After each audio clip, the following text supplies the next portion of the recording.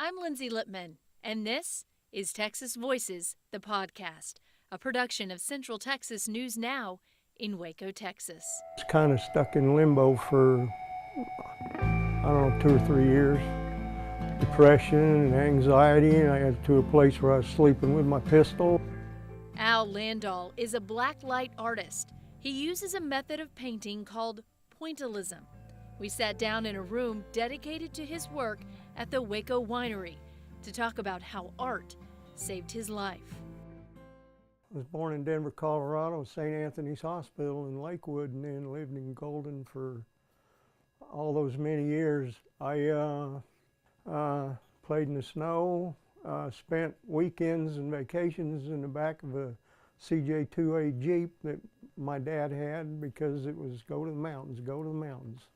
We belonged to a Jeep club, and so that was pretty much everything, fishing, hunting, all of that kind of thing. I didn't get to go hunting, I was too young.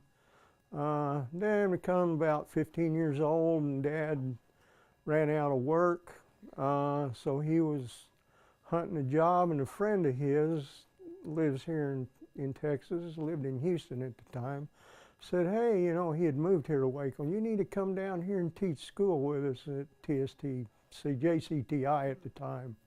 And Dad's like, you know, I don't know squat about teaching school, but he went, come on down. So got in the car and came down, checked it out, and then so finally figured, well, you know, this might be a deal. So, you know, packed up the Conestoga everything and headed for Texas.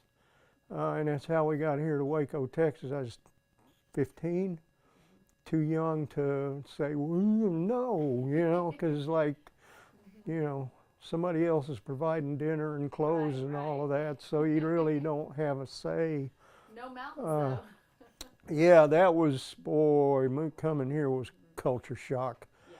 I just could not believe how in the heck anything could be this freaking flat. Right. You know? Even out on the Front Range in Colorado, it's flat, but you know, you can turn around and it's not. Right. Down here you turn around, it's still flat. Oh, it's flat, but there's a lot of big personalities around here. Oh, There's yeah. a lot of character around here. So did Yeah. you kind of discover that pretty Yeah. quickly? So, you know, I've been here 50 years now, exactly 50 years this year. Went to Conley High School, graduated from that just barely. After that, it was, you know, join the workforce. I went to TSTI to learn mechanical merchandising. I started out drawing, doing drafting and whatnot, and I was sitting at the drafting table one day in the spring and looking out the window at the sunshine and the nice weather and thought, man, you know, this just, no. So I changed my major to that because it's going to get me outside and going from place to place and whatnot. And then that led to industrial maintenance. And I've been in industrial maintenance for probably 25 years, I guess. After all of that settled, I went to Abilene and worked for Dr. Pepper Pepsi out there for a while. Got hired into Dallas by a guy that was looking for somebody that he's coming through town and he's looking for a mechanic for a vending thing in Dallas. So I went there, and then that led to another guy looking for somebody to do apartment and condominium maintenance. And I'm like, well, okay. So for a lot of years, I never looked for a job. It's just, you know, Yeah. the higher spirit of some description was looking out for me, I guess. That's all. And you just kind of followed that, right? Yeah, and then I worked in Dallas for about 8 years, chasing down, you know, sewers and all kinds of weird repairs in apartments and condominiums for a long time, and did some commercial maintenance too. Yeah. My dad concocted cancer and got to a point to where he couldn't do a lot of the things, you know, that he'd been doing all his life. So I thought, well, you know, I packed me and my wife up and drug her down to Waco kicking and screaming the whole way because she loved the big city. And, you know, me, not really. I mean, it's a nice place to visit. Yeah, exactly. They say life's too short to live in Dallas. Oh man, that's God's truth right Yeah, there. I yeah. just, man, The traffic and all that kind of oh, stuff. I mean, I mean, I could never get used to just go to 7-Eleven to get you a soda pop or something and you wait in line oh yeah, everywhere. yeah, exactly. So we moved back to Waco, been here ever since. Went to work for an electrician, and that job led to the industrial maintenance thing. Worked at the chicken plant for a lot of years on the night shift, graveyards for 18 years there, and had an awesome boss. 1989, I concocted this Meniere's disease, and I fought it up until 2005, and finally had to agree to disagree with human resources. You know, I became a liability, really. Yeah. And so I had to quit doing what I've done forever and ever and go through depression and anxiety and, you know, and then my wife said, well, yeah, you know, so that's where all this came from. Meniere's disease is an inner ear affliction that can make your world off balanced. So was it her influence on you? I mean, it seems like everything in your life kind of goes organically. Like you're not, you're not forcing something to happen. You're kind of going where it leads. And so then it's led you to this. Pretty much, yeah. It was a thing whereby I was kind of stuck in limbo for, I don't know, 2 or 3 years. Depression and anxiety, and I got to a place where I was sleeping with my pistol, and, you know, so I thought, you know, this is not good, but, you know, so I seek counseling, went to counseling for a good period of time, which way helped. Yeah. And in the meantime, while all this is going on, she's saying, well, why don't you get back into art, do something, you know, artsy fartsy or whatever. And I'm like, okay, you know. So I started looking around, and I'm no Picasso by any stretch of the imagination. So I ran across this and doing research and whatnot, because I'm not university trained. I'm not, you know, all this has been done on my own. I research everything I do, because people ask me questions about this or that, and they're like, you know, and it's kind of like, well, I just like the way it looked, or so, you know. You need to have a little, well, this is a quasar, and you need to understand what quasars do, or, you know, and some of this is just moronic idiocy, and it's, you know, but all the technical stuff, you know, that I do, the snake back over here, Jimi Hendrix, a lot of it is, you know, things that I've gone through in my life that have influenced me then, and as now it's coming out and going on a canvas, whatever. It must be pretty cathartic to find something where you can, you know, it tells a story. I mean, there's a story in this room. Yeah, it's it's kind of an insane story, but yeah, it's there. One of the things that's unique about all of this is going to Mexico. Been down there. My wife is Mexican, and she's got like dual citizenship now, so she goes down on the Mexican passport and comes home on her USA passport, you know. Yeah. But we've been down there, and there's this thing called alebrijes that they do in Mexico. It's these little weird little animals and stuff, and they're little bitty and they're great big, you know, and they do all this kind of thing on them, and spots and dots and one thing and another, and without knowing anything about that, you know. And then we go down there, and I'm finding this, and I'm like blown away. I'm like, wow, you know, how does this happen? You know. It was talking to you. Yeah, somehow without me ever even knowing about it, you know. And then when I get down there, and she's telling me all this as I'm doing this, she said, oh yeah, it's just like X, Y, or Z in Mexico, you know, these little figures they make with all the funny dots and whatnot on them. And I'm like, okay, you know. So tell me what you were kind of telling me before about exactly what kind of art it is and a little bit of the history of the art? Pointillism, it's an offshoot from the Impressionist movement back in France in 1835, I believe it was. A guy named George Seurat broke off from the Impressionist movement to do the Neo-Impressionist movement, which is what this is actually, Neo-Impressionism. They had their differences, like life, I guess, and he got tired of the hierarchy and the Impressionist movement and stuff, and he decided to do his own thing, and he did. And he had disciples. Some of the great masters have copied some of his work. And it's kind of how it all got started. His stuff looks nothing like this. His stuff looks like real art. But it's a type of art that if you're looking at it right here, it doesn't look all that great, but you get 20 feet away from it and then a picture shows up. That's what he does. Mine, it's, well. Well, you're very modest, but do you get a lot of satisfaction from the people who appreciate what you've done and decide to bring it home into their home? Yeah,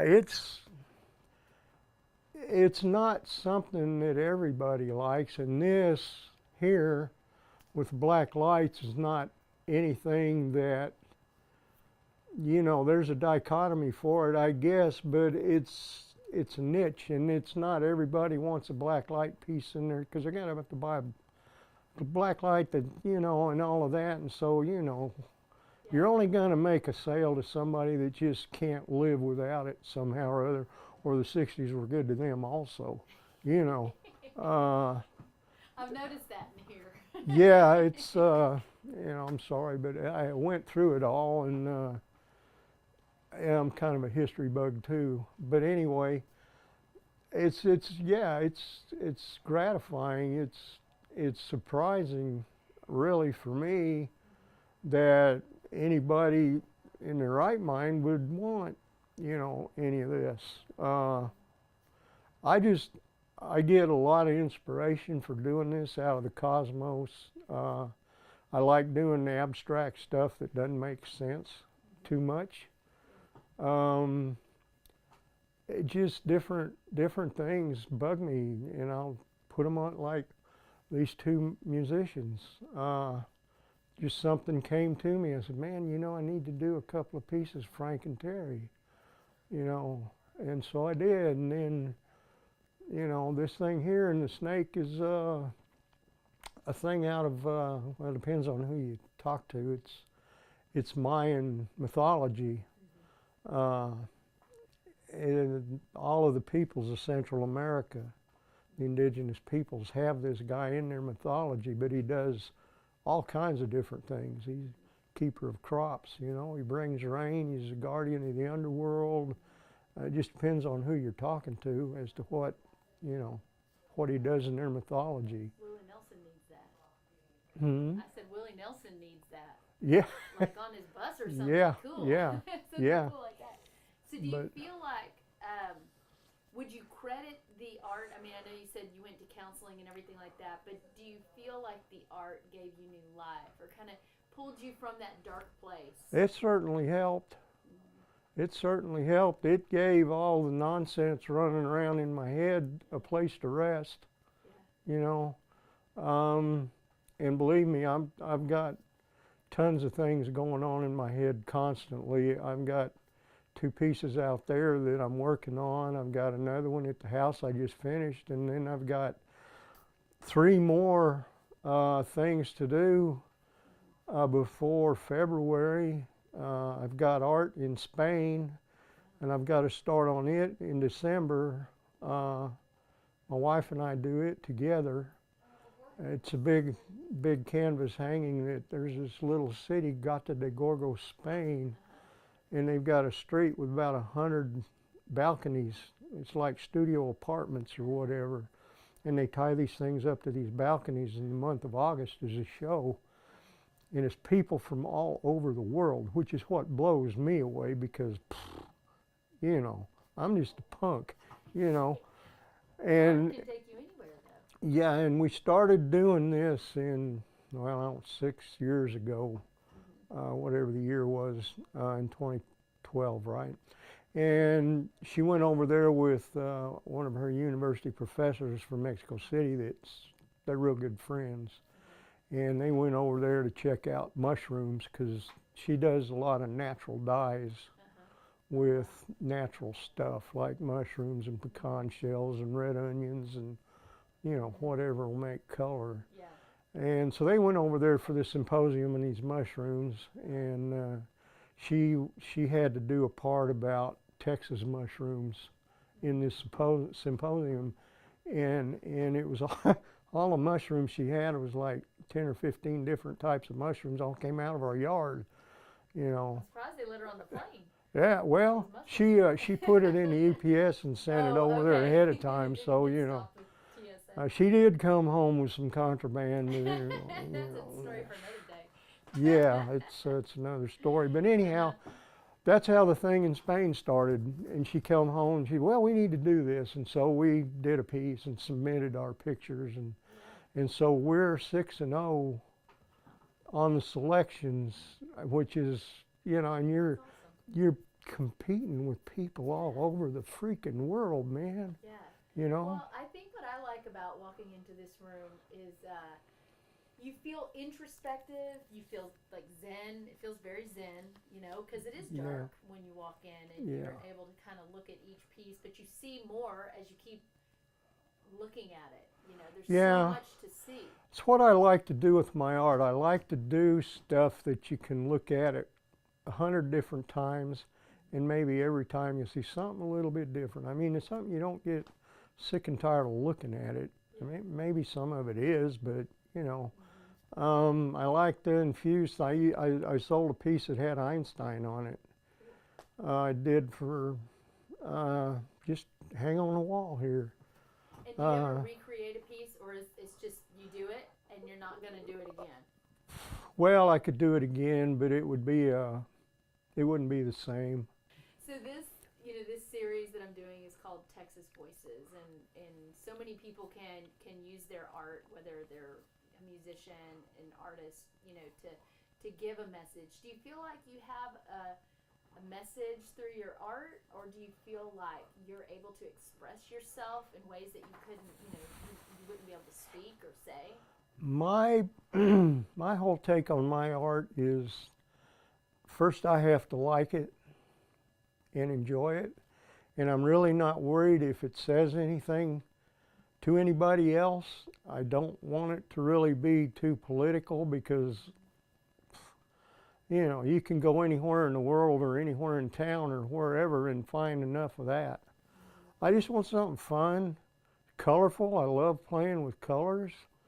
The piece out there with the earth and the heart, that's kind of political. It's, the guy that put this show on out here, Dr. I can't call his name now. Anyway, he saw it in here. He said, "Oh, you got to enter that in the show," and I'm like, okay. You seem reluctant, like you don't realize that you're good. Well, I compare myself to a lot of these other artists and my artist friends that I've got, and I just don't see me measuring up. I really don't. I guess I do. I don't know. But they don't have a whole room right here in the Well, yeah, there's that, There's that. So tell me about, do you go by Bato? Bato, yeah. Well, see, tell me the story there. My brother-in-law hung that on me about 8 or 9 years ago, and it stuck. I mean, my wife's family, if you if you don't fight back, you're done. Right. It's one of them deals. You find the weakness and they push on it, Yeah. He calls me Naco, and all of this, which is a degrading thing to call a poor person, and I tell him I'm not just a Naco, I'm the freaking king of the Nacos, Yeah. You got to do stuff, and he's, they're fun people, and they're all the time jabbing one another with a knife somewhere. Yeah. So that's how that came about. I was Bato, and the whole family, they call me Bato now. Yeah. Well, I mean, it looks And so I signed my art like that. I put my name on the back of it, but, I sign it Bato on the front, you know. You were sharing such a, personal story about that difficult time in your life. I mean, what would you say to somebody who might end up watching this and who's experiencing that right now too? Well, it's kind of like if you're going through hell, keep going. I still have days melancholy. I still fall back into depression. I put my gun in a drawer now, so it's not real accessible. But it comes and it goes. I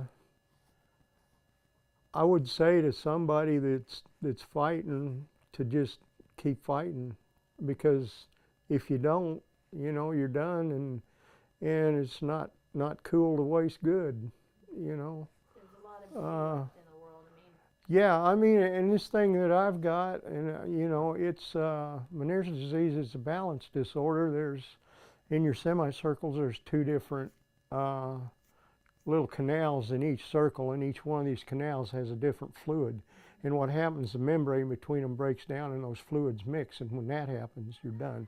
Vertigo, you wind up making street pizza or hollering for Ralph, for however long. I've had it for like 36 and 40 hours at a time straight.